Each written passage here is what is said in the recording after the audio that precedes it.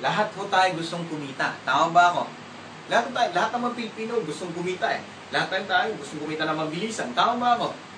So ngayon sa panahon ngayon sa hirap ng buhay, lahat ho tayo gustong kumita. Tama. Papakita ko sa inyo kung paano tayo kikita ng mabilis ho dito sa M-Global. So ngayon, kaso nga lang, depende sa laman ng bulsa mo. Pero dito, unahan na kita, pag gusto mong karirin ang M-Global, dapat medyo malaki rin ilalabas mo. Tama? Paano yung buhay? Paano yung ano na yan? Ito ho. Natandaan mo yung isang account? Ang isang account ho, 7,980. Yun po yung halaga ng isang account. Ngayon, kung gusto mo talagang seryoso kung gusto mo talagang pasukin ng karirin ho, huwag ka mag-isang account. Bayaran niyo po yung 7 account. Ito ho. 2, 3, 4, 5, 6, 7. Sa M-Global po, sa isang tao, pwede kang mag-7 account. Pwedeng 7 account. Or pwedeng 7 ulo. Ngayon, ang maganda dito, ang isang account, 7,980. Pag binayaran mo itong 7 account na to, na nakapangalan lang sa'yo, times 7 din to. Ang halaga ho, 55,860. Yan po yung i-invest nyo. Yan po yung maging investment nyo po dito. Pag gusto nyo kumita ng mabilis. Tanong, anong negosyo pasukin mo sa halagang yan? Pwedeng ipautang mo, tama ba? Kaso kakawin mo sarili mong pera. Pwedeng sari-saris to. Kaso walang utangin, may kumparit, may kumari lang. Tama? Pero ang pinakamaganda ko dito, ito yung in-invest mo. Kikita ka kagad, minuto lang, babalik sa'yo yung 10,500. Di ba maganda? O ngayon, paano ko ba kinita yung 10,500 na yung buhay? Paano ba? Dito ho, di ba ito to? May 500 ka dito, 500 plus 1,500. Hindi may 2,500 ka na. Ikaw pa rin to. May 500 dito, 500 plus 1,500, 2,500 ulit. Ikaw pa rin to. 500 plus 1,500, 2,500 ulit.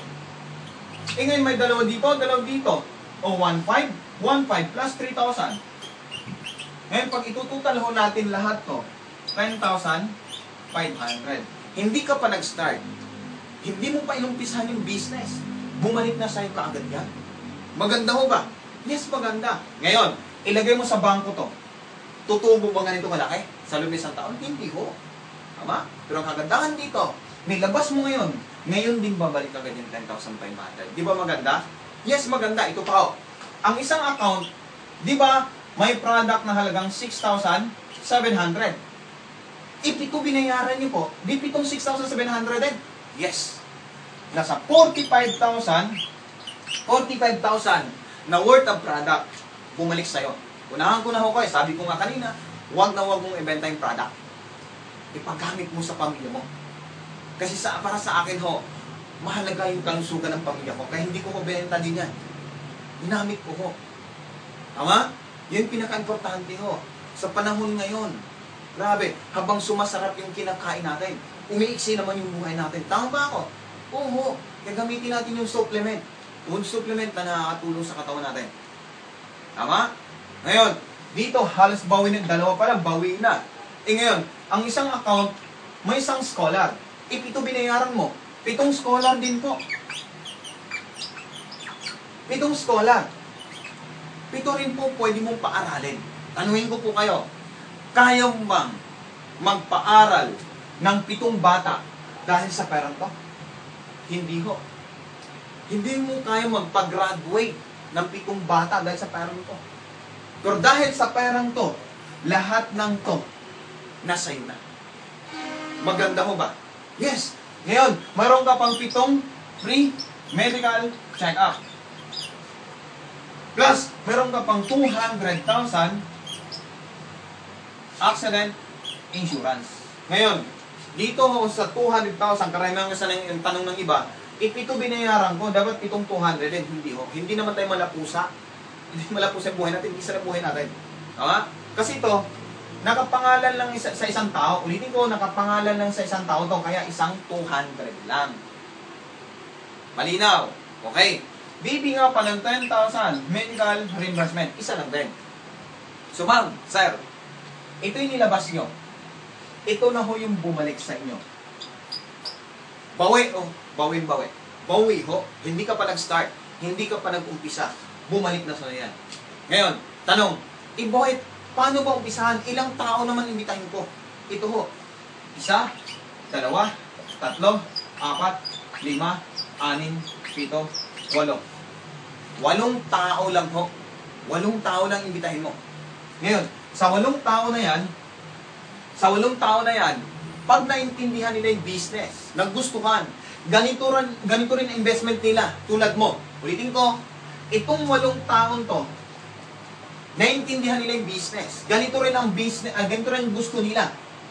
Ganito rin gustong investment nila. Sa 8 taon na to, ang kikitain mo, 126,000. Ulitin ko ho. Sa 8 taon na to, pag ganito rin investment nila, 126,000 ang pwede mong sitain. Ngayon, paano kung after 3 months, ganito mo after 3 months, nailagay mo 8 taon to. After 3 months, mayroong ganito. Pwede na ba sa'yo? Ngayon to, ganito po. Paano kung after 2 months, nailagay mo 8 taon to, after 2 months, mayroong ganito. Pwede na ba sa'yo? Pwede na po. Tama? Yun yung kagandahan dito. Ngayon, Boyet, hindi lang naman 8 yung kaibigan ko. Paano kung 15? 15 ang napajoin ko. Higit ba dito kikitain ko? Yes. Ha? Ngayon, anong gagawin natin sa 8 tao? Tulungan lang din natin itong mga to na makahanap silang tingwa 8 tao din. Ulitin ko ho, tulungan din natin sila na makahanap rin silang tingwa 8 tao. Itanong, paano kung itong 8 tao na to, itong 8 tao, kumuha ng tingwa 8 tao na ganito rin investment, 1 million ka na. Pwede na ho ba? Ulitin ko, pag itong 8 tao na to, yung first level mo, nakakuha ng tigwa 8 tao na ganito rin investment, ikaw to, 1 million ka na. Pwede na ho ba? Ma'am, sir, hindi mo tandaan niyo po, hindi niyo po tatrabahoy ng 1 taon, hindi niyo po tatrabahoy ng 2 taon para kitain yung 1 million. Pag masipag ka, pwedeng kitain ng buwan lang yung 1 million. Depende sa'yo. Tama? Maganda ho ba?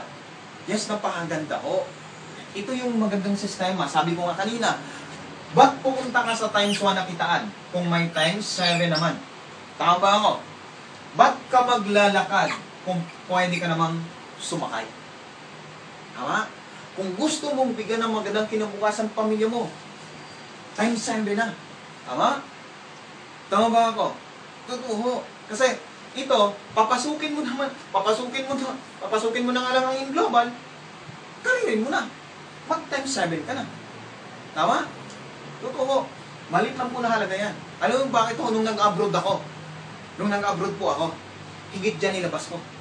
Wala rin nangyayari. Samantalang dito, ito nilabas ko. Ngayon, 2 years and 6 months pa lang ako. Pero grabe. First 3 months, 3 months and a half, nakabili akong brand new sasakyan. Ngayon ho, pag kayo ho, makapaglabas ng brand new sasakyan, masaya po ba kayo? Ako hindi ho masaya.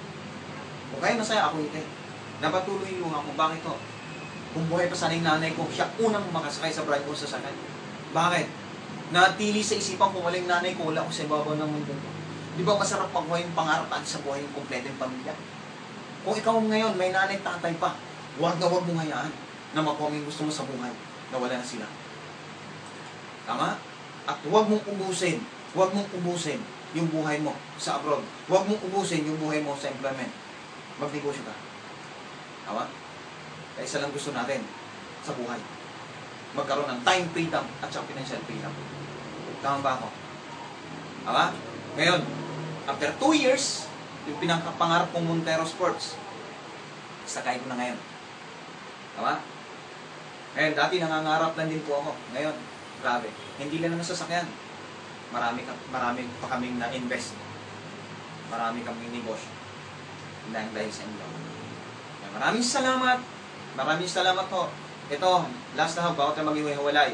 Ngayon, unahan ko na ho kayo. Maraming magsasabi sa inyo, walang kumita dyan, scam, pyramid yan. Tama ba ako? Ma'am, sir, yung magsasabi sa inyo niyan, sila ba ang magpapaahon ng pamilya mo? Sila ba ang bibili ng bigas para papakain ng pamilya mo? Hindi naman eh. Tama? Ikaw pa rin. Lagi mong tandaan, hindi nila nakita yung nakita mo. Hindi nila naramdaman yung naramdaman mo. Tama ba ako? Tama? Kaya huwag niyo pong hayaan. Huwag niyo pong hayaan na yung pangarap mo ngayon ipapanakaw mo sa kanya. Nabuo na yung pangarap mo. Huwag mong hayaan na ipapanakaw mo sa kanya yung pangarap mo.